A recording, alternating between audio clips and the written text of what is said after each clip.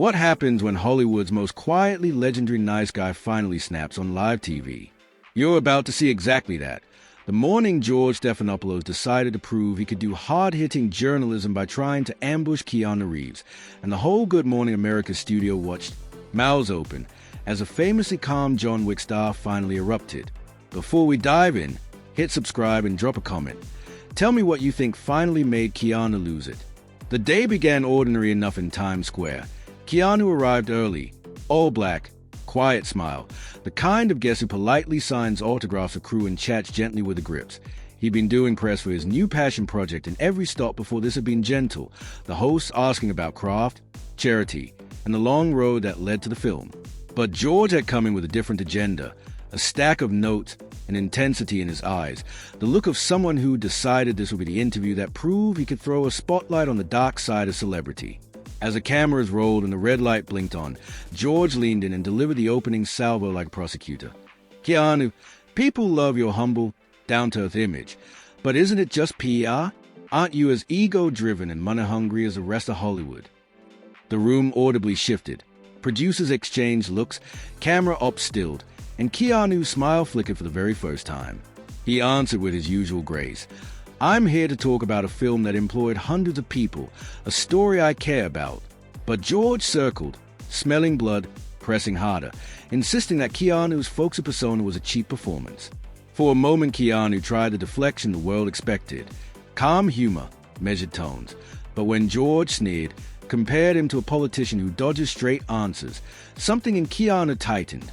The man who'd spent decades on sets absorbing slights and shaping characters hardened in real time. A simple question. Keanu echoed, the sound dropping into a near whisper that made the studio lean in. You want a straight answer?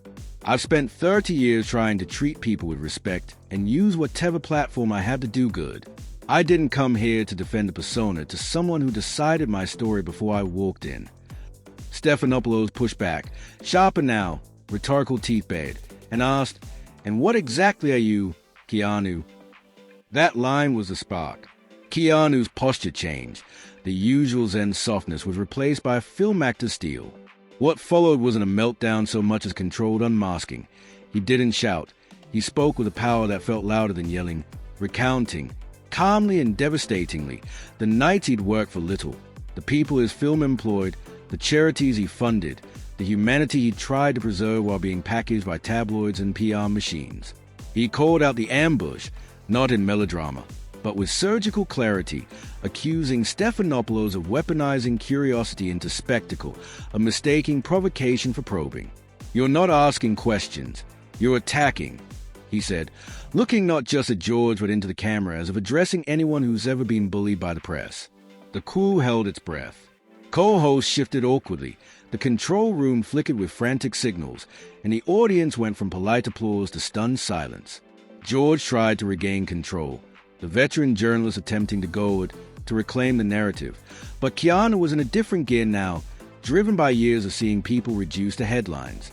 He spoke about craft, about responsibility to the people behind his films, about the hollow cruelty of calling someone's authenticity a performance when that person's life is on the line in quiet, generous ways off camera. He told viewers not to let loud cynicism become the default. He urged creators to keep taking risks, to stay humane, to protect the dignity of work and the dignity of people. When Joy and the hosts attempted to cut him off, he politely but firmly refused, finishing his point with the same low, deliberate cadence that had just cut through the chaos. I came to talk about my film. I came to talk about the lives it supports. If you want spectacle, you got it, but it wasn't what I came for. Then, without theatrical rage, he unclipped his MIC, straightened his jacket, and walked off the set, not stomping, not storming, but carrying a quiet, unshakable dignity that left the studio buzzing. The aftermath was instant.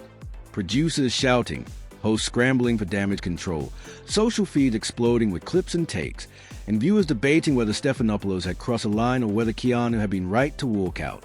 For a few minutes, live television stopped being entertainment and started feeling like something more dangerous and truthful, an ethics lesson about how to treat people whose lives aren't just headlines. So what do you think? Was George justified in pushing for a hard interview, or did Keanu teach us all a lesson about respect on live TV? Drop your thought below. Subscribe for more breakdowns of moments like this. And tell me, have you ever seen a guest flip the script like that? Keanu stayed silent for a long, heavy moment. His eyes locked on George Stephanopoulos with a look that was no longer friendly. It was assessing, sharp, and uncomfortably calm. When he finally spoke, his tone sliced through the silence like a blade. "I've been doing this long enough to recognize a hack when I see one," he said, his voice cold, deliberate, carrying a weight that filled the entire studio. "And right now, George, I'm looking at someone who thinks ambushing guests makes him a journalist, when really it just makes him look desperate for ratings." The word hack hit the room like an explosion. For a few seconds, everything stopped. No one moved. No one breathed. You could hear the faint hum of the studio lights above them. George's face went red, his composure slipping for the first time in years of television. "Excuse me," he stammered, his voice cracking under the pressure. "Did you just call me a hack on live television?" Keanu didn't flinch. "I called it like I see it," he said flatly, every trace of warmth gone from his voice. "You invited me here under false pretenses, ambushed me with bait questions, and now you're pretending it's journalism. But this isn't journalism, George. This is desperation dressed up as credibility." Stephanopoulos tried to hold his ground, but his confidence was fading fast. "This is journalism," he shot back, though his voice trembled slightly. "Hard questions are part of the process. If you can't handle that, maybe you shouldn't be doing interviews."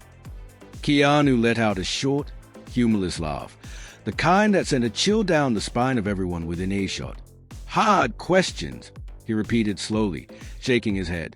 "George, a hard question would be asking about the emotional weight of portraying loss on screen. A hard question would be exploring the impact of violence in cinema or the pressure of fame. What you're doing right now isn't journalism. It's tabloid theater. You're not searching for truth. You're searching for clicks." The control room was chaos, directors whispering, producers arguing over whether to cut to commercial, but the camera stayed live.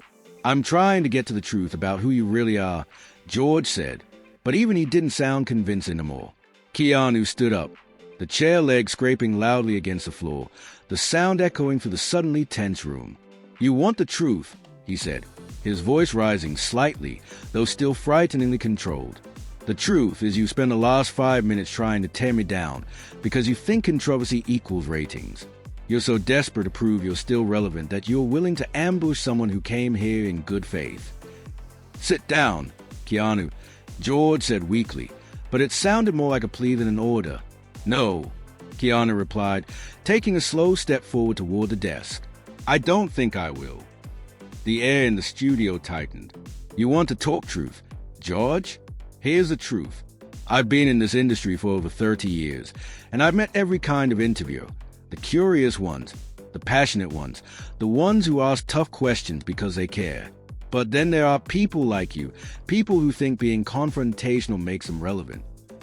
The camera operators, unsure whether to zoom in or pan out, stayed locked on the moment. The director didn't dare cut away. George tried again, voice barely above a whisper now. "You're out of line, Keanu." Keanu smiled faintly, but it wasn't a friendly smile. "Am I?" he asked, taking another step closer. "Because from where I'm standing, you're the one who turned a conversation about art and creativity into some pathetic gotcha stunt. You wanted a viral moment. Here it is." George tried one last time to salvage control. "I'm asking legitimate questions about your public persona," he said, but his tone was shaky, uncertain. "My public persona." Keanu repeated, his laugh sharper this time, almost dangerous. "George, let me tell you something about that. My public persona is built on trying to be decent to people, giving up my seat on the subway, taking pay cuts so crew members can make a living wage, quietly donating to causes without needing credit. That's not an act. That's not an image. That's just who I choose to be." The audience sat frozen. The crew watched as Keanu Reeves, calm, respectful, unshakably polite Keanu Reeves, finally broke his silence in a way no one had ever seen before. And for the first time in his career, George Stephanopoulos had no follow-up, no control, and no words. You want to know what really bothers me about this, George? Keanu said, his tone now controlled bone, eyes blazing with restrained fury. You sit there behind that desk, pretending to represent truth and integrity, but what you're really doing is feeding an endless cycle of negativity. You call it journalism, I call it exploitation. The room felt like it was shrinking. Every light, every lens, every breath seemed trained on Keanu as his voice cut through the air. You said my kindness looks calculated. Calculated, he repeated, the word rolling off his tongue like venom. You think decency needs an agenda? You think compassion is a PR stunt? You think giving a damn about people is some kind of marketing move? His voice grew louder, sharper, raw with each word, echoing through the studio as a stunned silence gripped every single person watching. You want to talk about calculated, he thundered, stepping towards Stephanopoulos. Calculated is when a journalist pretends to have integrity while baiting his guests for clicks and social media traction. Calculated is ambushing someone who came here to talk about art, not defend his humanity. Calculated is disguising cruelty as courage. The control room was chaos now. Producers frozen, one hand hovering over the button to cut the feed but unable to press it.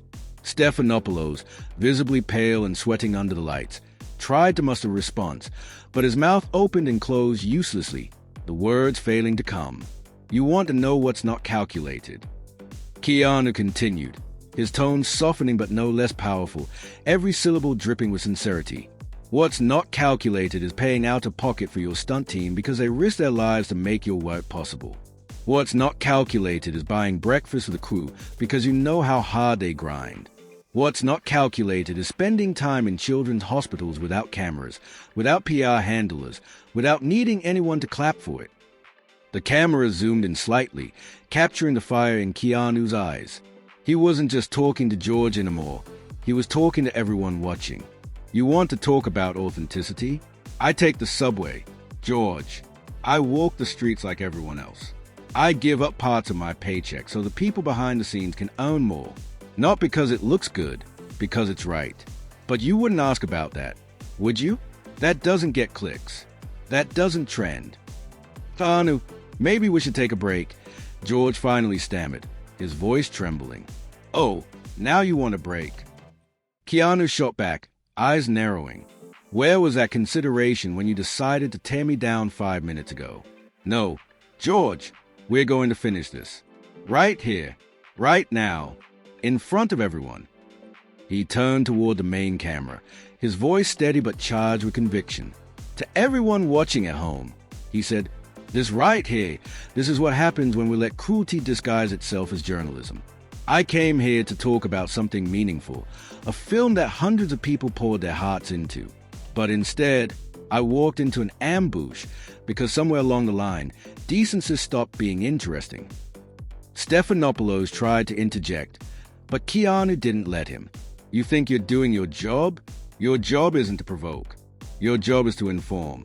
Your job is to bring people together, not tear them apart for a few extra views. His tone softened again, but the disappointment in his voice was devastating. Somewhere along the line, the media forgot that truth doesn't have to be cruel. You can ask hard questions and still be human. You can challenge people without demeaning them. The silence that followed was absolute. Not a whisper, not a cough. Even the control room stopped breathing.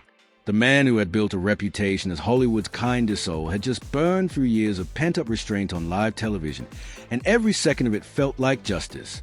Keanu looked at George one last time, his voice quiet but firm. You call kindness an act. You call compassion a performance. But the only performance happening here, George, is yours. Then, with that, Keanu unclipped his microphone, placed it gently on the desk, and walked off the Good Morning America set, leaving a stunned studio, a speechless George Stephanopoulos, and millions of viewers watching history unfold in real time. You want to know what really bothers me about this, George? Keanu asked, his voice low but laced with sharp intensity as he began pacing behind his chair. It's not that you attack me. I can handle that. I've been doing this long enough to take criticism. What gets to me is that you're teaching people that this kind of behavior is okay. He stopped pacing and pointed directly at Stephanopoulos, his fingers steady and filled with quiet authority. You're showing millions of people that it's acceptable to ambush someone on live TV, to question their character without cause, to use cruelty as entertainment. You're normalizing the idea that being mean equals being tough, that confrontation equals journalism, and that, he said, his tone tightening, is dangerous. Stephanopoulos opened his mouth to respond, but Keanu raised a hand, stopping him cold. I'm not done. The studio went silent. You want to talk about my persona? Keanu continued, his voice rising with passion. Here's who I really am. I believe we owe it to each other to be better. I believe if you have a platform, you use it to lift people up, not tear them down. I believe kindness isn't weakness, it's strength. His words hit like thunder, echoing through every corner of the room. I've lost people I love, George.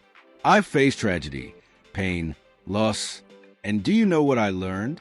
Life is too short to be cruel just because you can. It's too precious to waste on cheap shots and mean-spirited nonsense. Stephanopoulos, pale and deflated, stared down at his desk, the weight of Keanu's words pressing down on him like a storm. You sit behind that desk, Keanu said, pacing again, thinking you're tough because you can throw hard questions. But real toughness isn't attacking people. It's defending what's right, even when it's unpopular. Real toughness is admitting when you've crossed a line. He stopped, standing right in front of Stephanopoulos now, his calm composure replaced by fierce clarity. So here's what's going to happen, Keanu said, his voice cutting through the heavy air. I'm going to walk out of here, and you're going to have to look your audience in the eye and explain why you thought it was okay to ambush a guest who came here to talk about his work. You're going to have to explain why personal attacks matter more to you than real conversation. Stephanopoulos' voice cracked as he whispered, Keanu, please. Keanu's expression hardened. Please what, George? Please pretend this didn't happen? Please help you save face? No, some things matter more than keeping the peace of the cameras. He grabbed his jacket, slinging it casually over his shoulder, then turned toward the main camera. To everyone watching at home, he said, his tone steady and sincere, remember this, you don't have to accept this kind of behavior from anyone. Not from the media, not from your boss, not from anyone in your life. You deserve respect. You should demand it from the people who claim to inform you. He turned back to Stephanopoulos one last time, his gaze cutting deep. And George, I hope you really think about this moment. I hope you think about the example you're setting and the kind of journalist you want to be. Because right now, you're not representing the best of your profession. You're showing the worst. With that, Keanu calmly walked off the Good Morning America set, leaving behind a host who looked utterly defeated, a crew frozen in disbelief, and millions of viewers who had just witnessed one of the most jaw-dropping moments in live television history. Stephanopoulos sat in stunned silence, his face blank, his voice gone. The man who thought he'd expose a fake persona had only succeeded in exposing his own. When the control room finally cut to commercial, it was too late. The internet was already ablaze, clips spreading everywhere, comments pouring in. The verdict was unanimous. Keanu Reeves hadn't just offended himself. He'd redefined what real strength looks like. And as social media erupted, one question echoed across every feed. At what exact moment did George Stephanopoulos realize he made the biggest mistake of his career? Was it when Keanu called him out for cruelty, or when he reminded the world that kindness is the ultimate power? Tell me in the comments below. And if you haven't already, hit that subscribe button, because this story is far from over.